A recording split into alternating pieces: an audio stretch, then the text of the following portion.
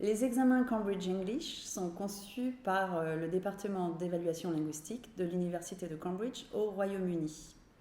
Il y a un examen par niveau CECR. Le CECR, c'est le cadre européen commun de référence pour les langues. Il y a l'examen Key, par exemple, au niveau A2, l'examen Preliminary au niveau B1, l'examen First au niveau B2. Les examens Cambridge English sont très connus dans le monde entier, notamment en Europe, au Royaume-Uni, mais aussi dans les pays du Commonwealth comme le Canada et l'Australie. Ils peuvent, par exemple, pour un adolescent, permettre d'intégrer une université à l'étranger, mais aussi permettre d'intégrer des filières sélectives en France, comme les grandes écoles et également les écoles d'ingénieurs. Les diplômes Cambridge English sont destinés à ceux qui veulent apprendre l'anglais de manière structurée et méthodique. Lorsqu'on parle des évaluations Cambridge English, on parle bien d'examen. C'est une évaluation en profondeur du niveau du candidat sur les 4 compétences: compréhension écrite, compréhension orale, expression écrite, expression orale. Il y a 4 papers, on les appelle comme ça. Donc il y a déjà la compréhension écrite qui va durer à peu près 1h15. Il y a ensuite l'expression écrite qui dure aussi 1h15. On a la compréhension orale qui va durer autour de 40 minutes. Tout ça se passe sur table, en général sur une demi-journée. Et ensuite on a une autre demi-journée qui va être consacrée à l'oral et l'épreuve va durer autour d'un quart d'heure. On aura 2 candidats qui vont passer face à 2 examinateurs. Et les 2 examinateurs vont donner chacun leurs notes qui seront comparées pour que ce soit complètement objectif.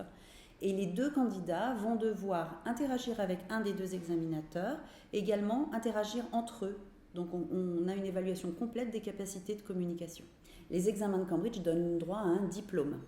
Ce diplôme a une validité qui n'expire pas, on va dire, mais bien évidemment, un organisme auprès de qui on peut le faire valoir pourra exiger un diplôme récent. Maintenant, si on passe lorsqu'on est adolescent, mettons au moment du bac, le diplôme B2, le FIRST, c'est un document qu'on pourra utiliser toute sa vie sur son CV. Le palier à atteindre pour réussir le diplôme, en fait, comme ce sont des examens, on les réussit ou on ne les réussit pas. Mais c'est un petit peu plus compliqué que ça. En fait, par exemple, si on passe l'examen du FIRST, le niveau B2, on peut soit réussir l'examen, et c'est à peu près 60% de nos candidats, soit exceller à l'examen, et dans ce cas-là, on va avoir un certificat de niveau supérieur, en l'occurrence le niveau C1. Et là, ça va concerner à peu près 10% des candidats. Ensuite, on aura 20% des candidats qui vont échouer de peu, et on ne les laissera pas partir comme ça. On va leur donner un certificat de niveau inférieur. Donc ils ont passé un diplôme B2, ils vont obtenir un certificat B1. Et on n'aura finalement que 10% des candidats qui vont totalement échouer. Pour s'inscrire à un examen Cambridge English, un adolescent peut s'inscrire soit en candidat libre, soit par son établissement scolaire, parce qu'il faut savoir que certains collèges, lycées préparent leurs élèves aux examens Cambridge English et les inscrivent.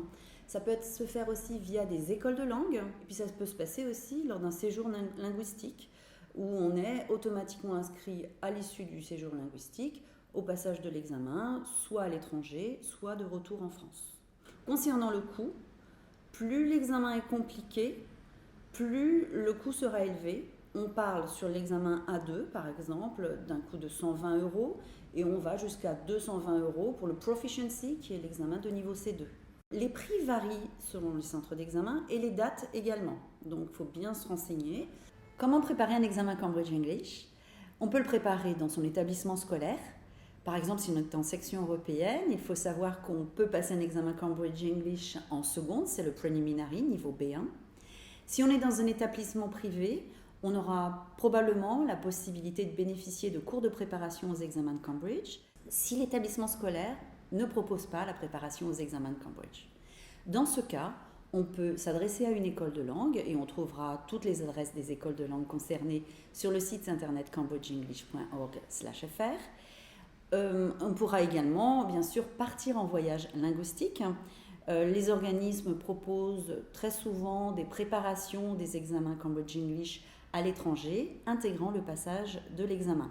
Et on peut sinon préparer seul, pourquoi pas, si on a suffisamment de discipline, si on est aidé par son entourage peut-être. Et là, il existe beaucoup de matériel gratuit, de ressources gratuites sur notre site internet, mais également des manuels très bien faits de Cambridge University Press qui préparent à l'examen. Voilà comment être véritablement outillé pour réussir un examen Cambridge English.